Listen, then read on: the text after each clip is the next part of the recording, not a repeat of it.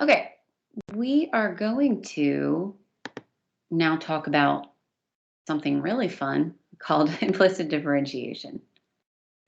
You're going to like implicit differentiation. It's going to be different, but it's going to be kind of fun.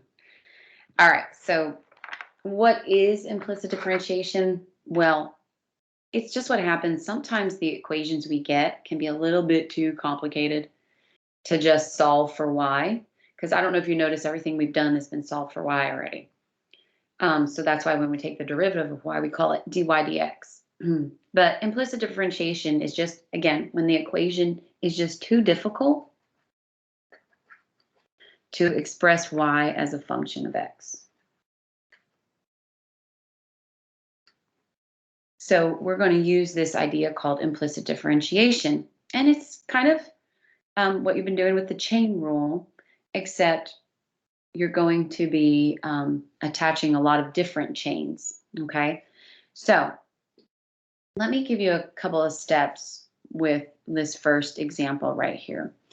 So treat y as a function of x. Now, what does that mean? So just like you would take the derivative of x cubed, you can take the derivative of y cubed just like you normally would. You'd say 3y squared, okay? So, and that's what we're going to do. And then the second thing we want to do is derive both sides with respect to x. And I'll show you what that means. Step 3 would be, so every time you take a derivative of y, attach dy dx. And that's showing respect to x, which I'll talk about in a minute. And then last but not least, solve for dy dx, because that's what the derivative of y is. Okay, so let me take you through these steps with this first problem. It's really not as difficult as it sounds. You're going to treat y as a function of x. You're going to take the derivative. But every time you take a derivative of y, you attach next to it dy dx. Okay, so x cubed, you would just take it normally. What the derivative of x cubed is 3x squared. Don't need to attach anything. Just we're good. Okay. But the derivative of y cubed, you would treat it just like you would an x. You'd go, okay, 3y squared. But because you took the derivative of y, you attach dy dx. That's it. That's the new extra thing. All right. Now over here, 5. Well, what's the derivative of 5? 0. Now that you've gotten your implicit differentiation written out, you now just have to solve it for dy and dx, meaning get this by itself. Okay. So that means this 3x squared, I'm going to move it over there. So 3y squared dy dx equals negative 3x squared. And then I can just divide out that 3y squared. And then I'm just going to clean it up. Dy dx is equal to, the 3's can cancel, so I have negative x squared over y squared. Now, what's the difference between what we were doing before and what we're doing now? Well, now we're going to have y squareds. So you have to find the x and y point to find the slope. But it's literally the same thing as if I had solved this for y and done a derivative of that. You will get the same exact slope value. Okay, we'll try it again. Find the derivative of 2x cubed plus 5y squared equals 5xy cubed. Something's going on here. So derivative of 2x cubed, that's easy, 6x squared, plus the derivative of 5y squared, well, okay, treat it like it's x, so it would be 10y, but because I took a derivative of y, I'm going to attach dy dx equals. Now, what's going on here? Well, you have the multiplication of an x function with a y function. So you're doing a product rule. So let's do a product rule on this. So product rule says first first, times the derivative of the second. Well, the derivative of y cubed is, again, treat it like x, 3y squared, but attach the chain dy dx. Anytime you take a derivative of y, attach dy dx. First times derivative of the second times that chain, plus second times the derivative of 5x is 5. You know what I'm just going to do? I'm just going to squeeze it in right there, 5. You can put times 5, but I like my coefficients in front. All right, now, can I clean this up? Well, since this is all multiplication, 5x times 3y squared dy dx, this is really just 15xy squared dy dx. And again, while you're here, you should always write everything alphabetically. We like order in math. Plus the 5y cubed. And then this side is 6x squared plus 10y dy dx. All right, now what do I do? Well, once you've gotten this far, which is pretty good, you've gotten the calculus part, now you just got to do the algebra, which is get your dy dx by itself on one side. Now, depending on which side you go to, some people want to subtract this over, some people want to subtract this over. It doesn't matter. You'll just have opposite signs, but as long as all the signs are opposite, you're okay. So I think I'm going to subtract that way because I like this to be positive. And then I'm going to get all my dy dx is on one side. Everything else that doesn't have dy dx is going to stay on the other side. So 6x squared will stay here. That 5y cubed, I'm going to minus it over, equals. And then this 10y dy dx, I'm going to move it over there. So 15xy squared dy dx minus 10y dy dx. And again, we're solving for dy dx, so how do we do that? We'll just factor it out. If I factor out a dy dx from this, I'd be left with 15xy squared. If I factor out a dy dx from that, I'd be left with minus 10y. This side stays the same, and then we're almost done. You can just simply divide that whole quantity out over here. 15xy squared minus 10y, and then divide it over here. 15xy squared minus 10y.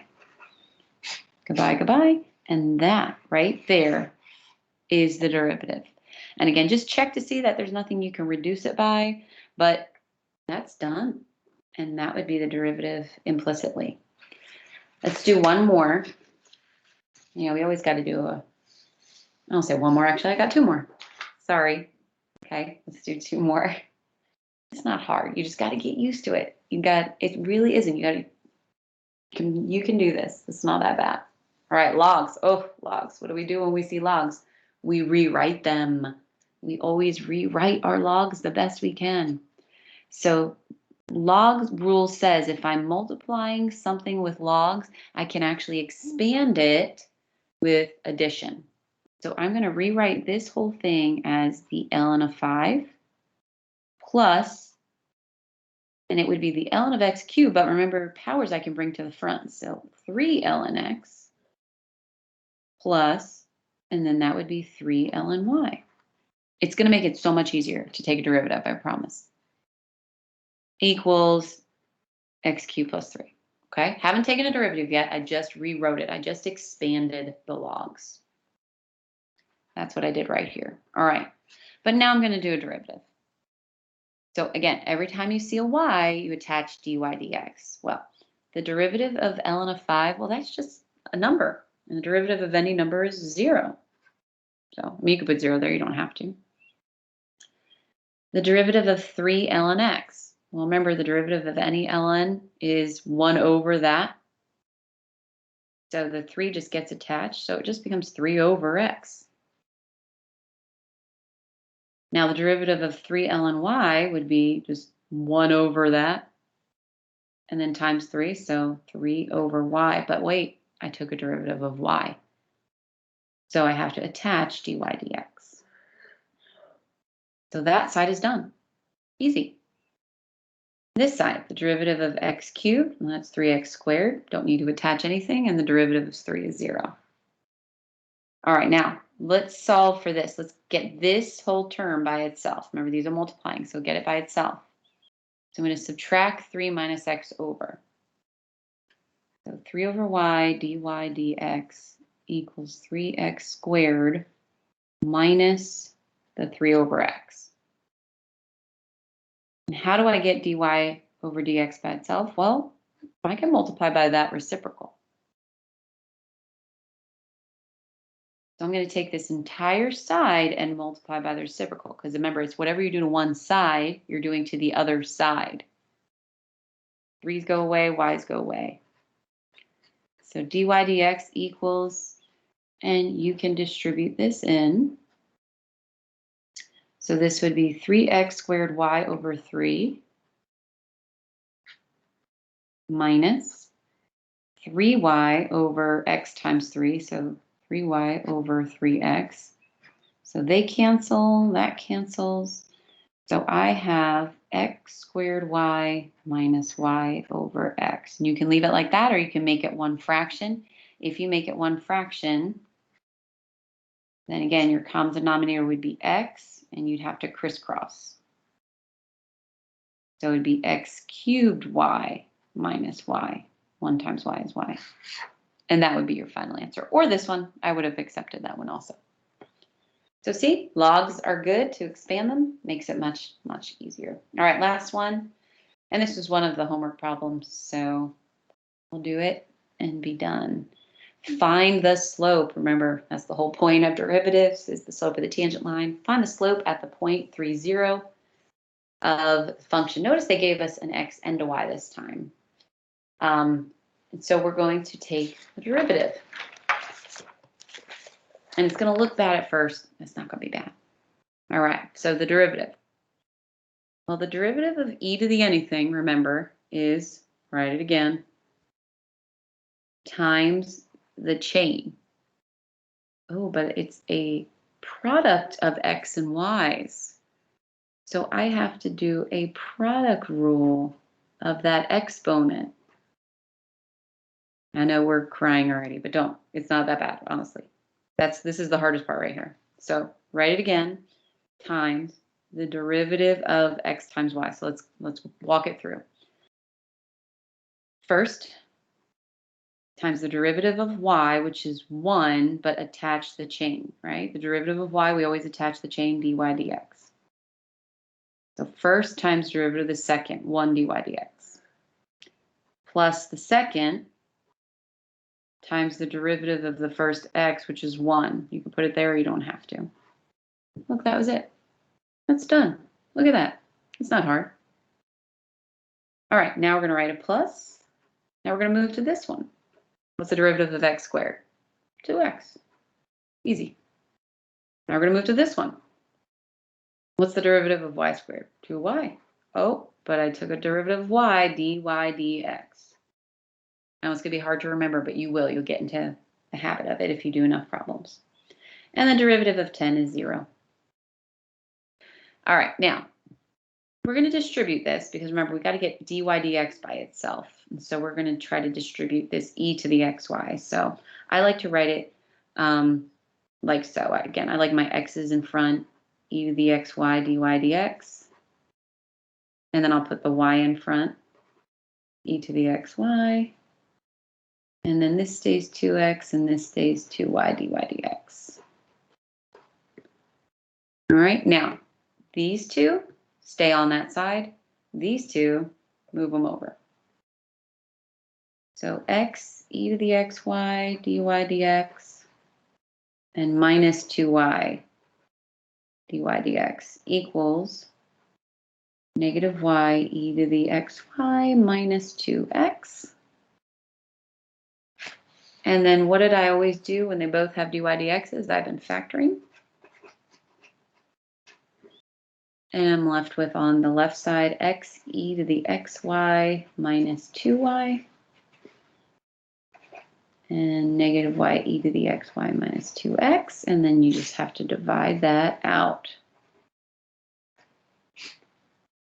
X e to the xy minus 2y. Now, that's the derivative, which is your slope.